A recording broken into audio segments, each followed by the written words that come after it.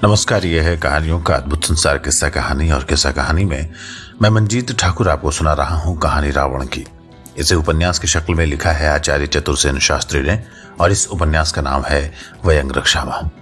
इसमें अब तक आपने सुना कि राम और रावण के युद्ध के बीच जब मेघनाद युद्ध के लिए आता है तो उसके पीछे पीछे सुलोचना भी सैनिक वेश में लंका की ओर चल पड़ती है, और राम उसे लंका तक जाने का सुरक्षित रास्ता देते हैं। इसके बाद क्या होता है सुनिए आगे। राम के कहने पर गदा पानी विभीषण लक्ष्मण को लेकर साथ चल दिए। राम व्यग्र भाव से धनुष बाण लेकर सावधानी से चारों ओर देखने लगे। इसी क्षण चमत्कार हुआ। पश्चिमी दिशा उज्जवल प्रकाश से भर गई।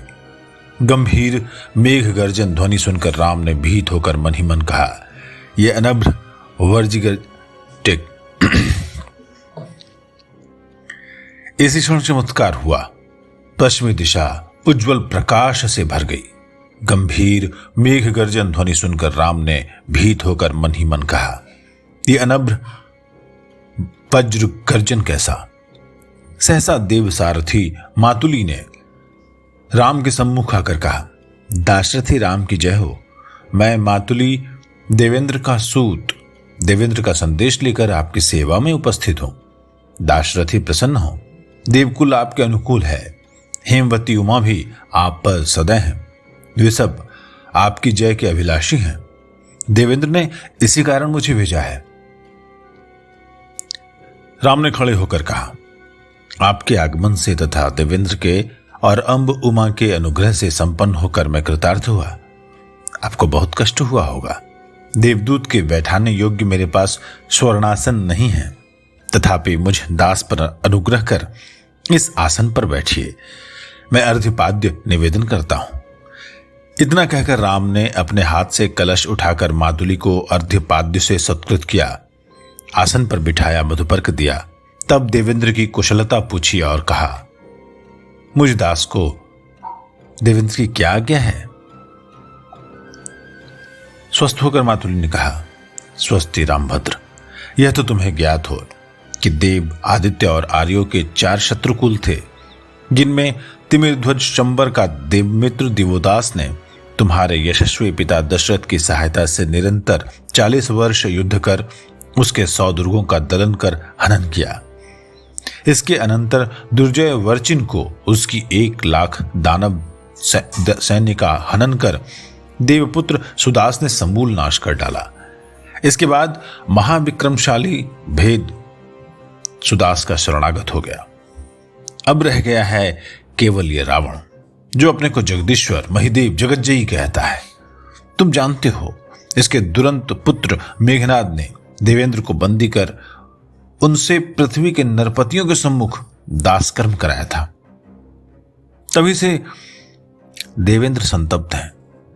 जब तक ये दुरात्मा मेघनाद नहीं मरता, तब तक देवलोक में देवराट और देव दुखित हैं, और जब तक जगज्जयी रावण जीवित है, आर्य, आदित्य, देव, देवर्षि, ब्रह्मर्षि सभी का अस्तित्व खतरे में है। तो यही विचार तुम्हारा संकट देव देवेंद्र ध्रुवजटी के सानिध्य में कैलाश शिखर पर ले गए थे, और वहां प्रसन्नमयी अंब उमा को प्रसन्न कर नागपाश युक्त तुणीर और नाग दमन धनुष, जिसने कुमार कार्तिकेय ने स्वर्गजयी तारक का वध किया था, तुम्हारे लिए मांग कर लाए। साथ ही इंद्र ने रौद्र तेजपूर्ण ये अभेद्य ढाल और विकराल खड्ग भी दिया है। सो राघव, तुम इन दिव्यास्त्रों को ग्रहण कर इन दुरंत राक्षसों का समूल विध्वंस कर दो। इस समय रावण हत तेज है, अतः यही समय है जब रावण सपरिवार मारा जा सकता है। उसके सब विषदंत झड़ चुके हैं। ये दुराचारी मेघनाद शेष है, जो आज तुम उन दिव्यास्त्रों से उसका वध करो। इन महास्त्रों के कारण ही वो रावणी अदृश्य रहकर चहुमुखी वाण वर्षा करता है, नागपाश में दुर्जय शत्रु को भी बांध लेता है। अब यही कौशल तुम भी कर सकोगे। परंतु राघव, दिव्य उमा का तुम्हें एक गुप्त संकेत है। उमा ने कहा कि रावणी का निरस्त्र ही वध संभव है, दिव्यास्त्रों के रहते उसका वध नहीं होगा। सो हे परंतप, जैसे बने आज तुम उसका निरस्त्र वध करो। ये रहस्य मत भूलो। इसके अतिरिक्त रावण से तुम बिना रथ के युद्ध नहीं कर सकते थे। सो देवेंद्र की आज्ञा से इस दिव्य रथ सहित संग्राम की समाप्ति तक मैं तुम्हारी सेवा में उपस्थित हूं। अब तुम प्रसन्न होकर देवों का प्रिय करो। राम ने कहा, देवेंद्र और अंब के प्रति मैं अब कैसे कृतज्ञता प्रकट करूं? राम ने धनुष हाथ में लेकर देखा और फिर शोकपूरित स्वर में कहा, मैंने वैदेही स्वयंवर में अपने बाहुबल से हर धनुष भंग किया था, परंतु आज मैं इस धनुष को खींचने में भी असमर्थ हूं। इस समय लक्ष्मण और विभीषण वहां आ पहुंचे। राघवेंद्र ने उनसे देवदूत के आगमन का समाचार कहा, देवेंद्र और हेमवती के संदेश संकेत कहे। फिर ये दिव्य धनुष उन्हें दिखाया। उसे खींचने की अपनी असामर्थ्य पर खिन्न हुए। इस पर वीर दर्प से सौमित्र ने धनुष हाथ में लेकर क्षण भर में ही उसे खींचकर टंकारा, जिससे दशों दिशाएं ध्वनित हो गईं। राम ने भाई को हृदय से लगाकर कहा, भाई तू ही अब इस डूबते रघुवंश का सहारा है, परंतु इस राक्षसपुरी में अकेले राक्षस राज विभीषण ही हमारी नौका के खिवैया हैं। न जाने आज सूर्योदय होने पर भूतल पर कौन सा दृश्य देखेंगे। लंका के सिंह द्वार पर दुंदुभी गड़गड़ा उठी। यह समय में सिंह पौर पर दुंदुभी निनाद सुन प्रहरी राक्षसों के गुल्म भी गर्जना करने लगे। असमय मेघ गर्जना के समान गर्जन तर्जन सुनकर द्वार राक्षसों का गुल्मपति विरूपाक्ष और द्वारपालों का नायक तालजंग गदा उठाकर द्वार की ओर दौड़ चले। गुल्मपतियों ने गुल्मों को तुरंत तैयार होने के आदेश दिए।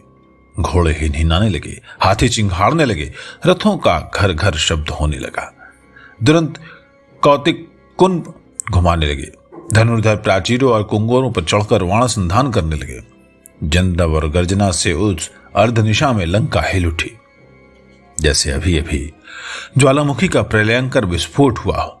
उसी भांति विद्युत प्रभा से जगमग मशालों को लिए शूलधारणी वामदल को वानर सैन्य से सिंहद्वार की ओर आते देखकर राक्षस दल चल विचलित हो गया।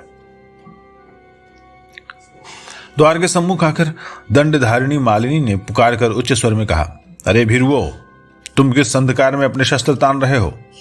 आंखें खोलकर देखो, हम राक्षस शत्रु नहीं राक्षस कुलवध हुए हैं। अरिंदम वीरेंद्र इंद्र दमन की वामांगी दानव नंदिनी प्रमिला सुंदरी पति पद पूजने लंका में आई हैं। भयत्रस्त राम ने हमें निरापद मार्ग दे दिया है। अरे मूढ़ो, अब झटपट द्वार खोलो। प्रहरियों ने द्वार में बड़ी बड़ी चाबियां घुमाई, चक्र घुमाए, यंत्र चालित किए। लौह वर्म आच्छादित लंका के सिंहद्वार तुरंत खुल गए। वामादल ने आनंद से लंका में प्रवेश किया। दीप शिखा पर जैसे पतंगा टूटता है, उसी प्रकार चारों ओर से पौरजनों ने वामादल को घेर लिया। कुलवधुएं मंगल ध्वनि करके पुष्प वृष्टि करने लगी। बंदी बाजे बजाकर वंदना करने लगे।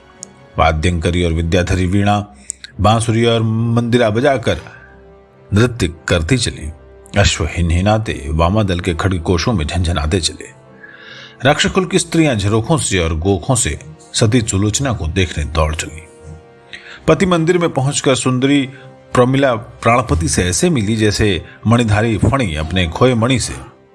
अरिंदम इंद्रजीत ने प्रियतमा को हृदय में समेटकर हंसते हुए कहा, ये क्या रक्त बीज का नाश कर विधुमुखी दुर्गा निज धाम आई है।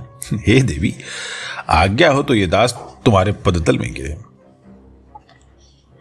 सुलोचना ने अपने मृणाल भुज अरिंदम के कंठ में डालकर कहा, हे प्रिय, तुम्हारे पद प्रसाद से किंकरी भव्य विजयिनी है, परंतु ये तुम्हारा वियोग नहीं सह सकती। दुस्सह वियोग की ज्वाला से वो भस्म हो रही है। अरे निर्दयी, तुम कैसे अकेली सुनी रात में छोड़कर चले आए? ओ प्रियतम, जिसे मन सदा चाहता है, मैं उसी के पास आया हूं। दुरारोध वर्षा नदी ने सागर के हृदय में प्रवेश किया है, तो आओ प्रिय, अब आनंद की रात्रि व्यतीत करें। प्रमिला सुंदरी ने मंदिर में प्रवेश किया, वीर वेश त्यागा, स्नान मज्जन किया, रत्नमय अंचल का कौशेय धारण किया, पीन स्तनों पर कंचुकी कसी, समर में मणि मेखला धारण की, हीरों का हार कंठ में पहना, हृदय पर मुक्तमाल धारण की, भाल पर हीरक मणि ग्रथित मांग ली, कानों में नीलमणि के कुंडल पहने। उस समय सहस्त्र मणिदीपों के उज्जवल प्रकाश में मणिमूर्ति के समान प्रभामयी, दीप शिखा सी ज्योतिर्मयी, कुसुम गुच्छ के समान सुषमामयी और जीवन के समान प्रेममयी प्रियतमा दानव नंदिनी सुलोचना प्रमिला को देखकर राक्षस चूड़ामणि मेघनाद आनंद के समुद्र में डूबकर सुदबुद खो बैठा। रणरंग बैरी राम, विपन्न लंका, शोकमग्न राक्षसेंद्र रावण सभी की भूल मेघनाद उस त्रैलोक के दुर्लभ रूप सुंदरी दानवेंद्र नंदिनी प्रमिला को हृदय से लगाकर तृप्त होकर उसका यौवनामृत पान करने लगा। जैसे चंद्र दर्शन से समुद्र में ज्वार आता है, उसी भांति रिहदग्धा बाला प्रमिला भी इस प्रकार पति प्रियंग पर बिखर गई। तब वो ऐसी थी जैसे शरद के पूर्णचंद्र की चंद्रिका धवल सौध पर बिखरती है।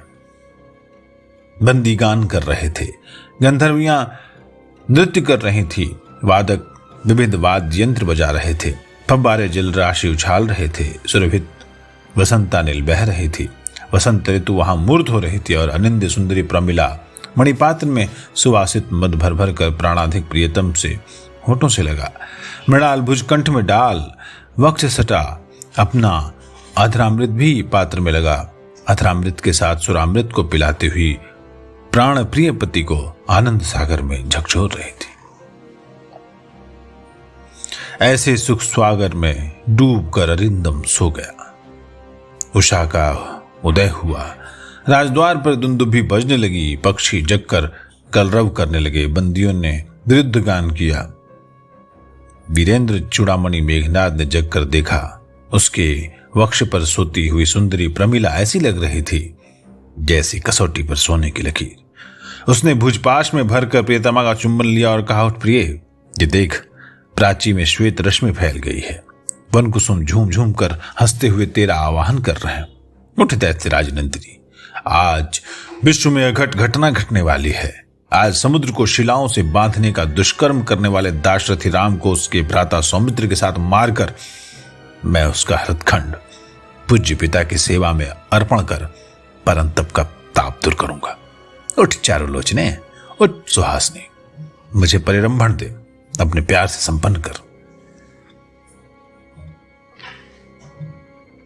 सुलोचना प्रमिला के प्रस्पंदमान अर्धमुकुलित सुलोचनों में कृष्ण तारिका झांकती सी ऐसी दिख रही थी जैसे मधुलोलुप षण्डंत्री रात्र को पंकज में कोशबद्धा हो गया हो और अब उषा वेला में पंकज कोश खुलते हुए चीखने लगा हो।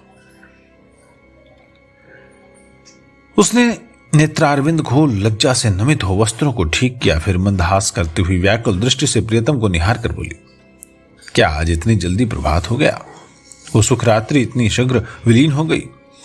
मेघनाद ने प्रिया का चुंबन लिया, फिर उसकी अलकावलियों से खेलते हुए कहा, प्राण सखी, तू मेरे भाग्य का सर्वोत्तम फल है, मेरे प्राण रूपी सूर्यकांत की तेज रश्मि है।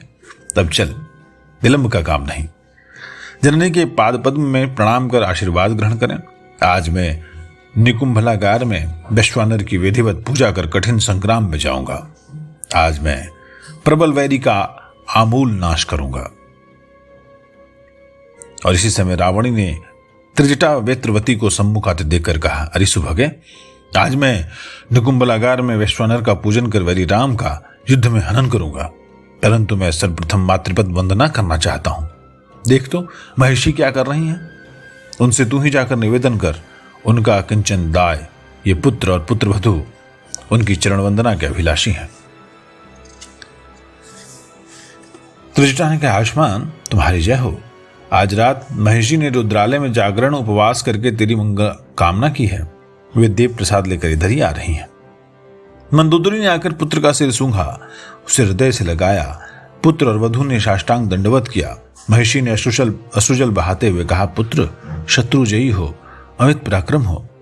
मेघनाद ने कहा, माता, मुझ दास को आशीर्वाद दे कि आज मैं रक्षकुल विनाशक पापिष्ठ राम का वध कर सकूं।